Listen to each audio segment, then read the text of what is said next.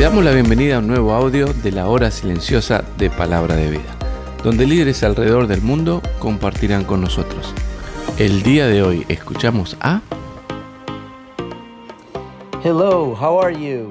Salut, comment ça va? Ciao, ¿cómo estáis? Konnichiwa. Onjeki desuka. Pero todas estas cosas que te estoy diciendo, tal vez algunas frases entendiste, tal vez otras no, pero todas significan lo mismo. Hola, ¿cómo estás? Mi nombre es Pale Monchau y esta mañana vamos a hablar de la historia que transformó una sola idioma, una sola lengua en tantas otras que tenemos en el mundo. Yo, gracias a Dios y por diferentes situaciones de la vida, hablo 4 idiomas diferentes. Estudié en una escuela bilingüe, español e inglés. Después me casé con una esposa francesa, entonces tuve que aprender el francés para hablar con mis familiares. Y Dios después nos llamó a Portugal, hablamos también el portugués. Y cuántas veces me confundo lo que hablo. Es más, seguramente en este tiempo voy a decir alguna palabra en portugués, pero bueno, suele suceder cuando hablamos varios idiomas. Pero el pasaje que te quiero compartir hoy es Génesis capítulo 11, versículos del 1 al 9. Y vamos a leerlos para recordar esta historia. Tenía entonces, en ese momento, después del diluvio, toda la tierra una sola lengua, unas mismas palabras. Y aconteció que cuando salieron de oriente hallaron una llanura en la tierra de Sinar, y se establecieron así allí, y se dijeron unos a otros: vamos, hagamos ladrillo y cosámoslo con fuego. Y les sirvió el ladrillo en lugar de piedra, y el asfalto en lugar de mezcla. Y dijeron: vamos, edifiquémonos una ciudad y una torre, cuya cúspide llegue al cielo, y hagámonos un nombre, por si fuéramos esparcidos sobre toda la tierra. Descendió Jehová para ver la ciudad y la torre que edificaban los hijos de los hombres. Y dijo Jehová: he aquí el pueblo es uno, y todos estos tienen un solo lenguaje, y han comenzado la obra, y nada les hará desistir ahora de lo que han pensado hacer. Ahora pues, descendamos y confundamos allí su lengua, para que ninguno entienda lo que habla su compañero. Así los esparció Jehová desde allí sobre la faz de toda la tierra, y dejaron de edificar la ciudad. Por esto fue llamado el nombre de ella Babel, porque allí confundió Jehová el lenguaje de toda la tierra, y desde allí los esparció sobre la faz de la tierra. La Biblia nos cuenta que toda la humanidad hablaba un idioma. A veces me gustaría tanto poder viajar y hablar el mismo idioma en todo el mundo. Pero ellos se unieron para construir algo que era bastante común en esa época. Lo voy a explicar un ratito, que era un zigurat. Pero su motivación era clara. Ellos querían hacer un nombre, hacer un lugar, querían tener un baluarte, algo para que sí se esparcían, porque seguramente escucharon que Dios quería que se esparzan por toda la tierra. Entonces, si nos esparcimos, que podamos volver, hagámonos un nombre, decían. Querían su propia grandeza, pero sin Dios. Entonces fue allí donde Dios les confundió las lenguas y los dispersió. Y la torre nunca se terminó, una obra incompleta. Ahora, esos zigurats era algo muy común. En esa época en Mesopotamia existían los zigurats, que eran torres escalonadas como pirámides, hechas de ladrillo, donde la gente construía, generalmente eran pequeñas. En la parte de arriba construían una especie de cuarto para que los dioses paganos en su idea puedan ir a visitarlos. Entonces les dejaban comida, les dejaban cosas, una cama cómoda, para que los dioses, si querían bajar, podían y estar cómodos aquí en la tierra. Pero este pasaje nos deja 3 enseñanzas muy claras. En primer lugar, es interesante que estaban muy unidos, ¿no es cierto? Ellos estaban todos unidos trabajando juntos con un mismo objetivo.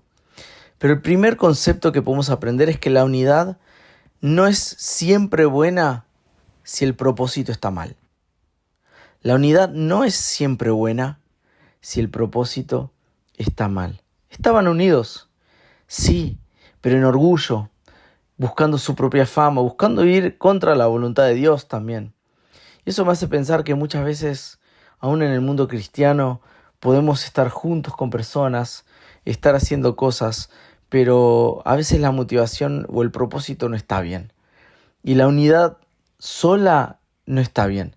La unidad está bien si hacemos todo lo que Dios quiere y en su voluntad con un propósito correcto. En segundo lugar, el orgullo nos hace creer que podemos solos. Al igual que un sigurat, a veces hacemos proyectos impresionantes. La Torre de Babel seguramente iba a ser un proyecto increíble. Pero ellos pensaban que podían hacer todo sin Dios presente, que no necesitaban la presencia de Dios en su vida. Que con ese sigurat, con esa seguridad, con esa torre que les marcaba un lugar, un punto de encuentro, ese sigurat era todo lo que necesitaban para avanzar en la vida. Entonces, primero aprendemos que la unidad no siempre es buena si el propósito está mal. En segundo lugar, podemos aprender que el orgullo nos hace creer que podemos vivir o hacer cosas solos. Y en tercer lugar, la verdadera conexión con Dios está en Cristo.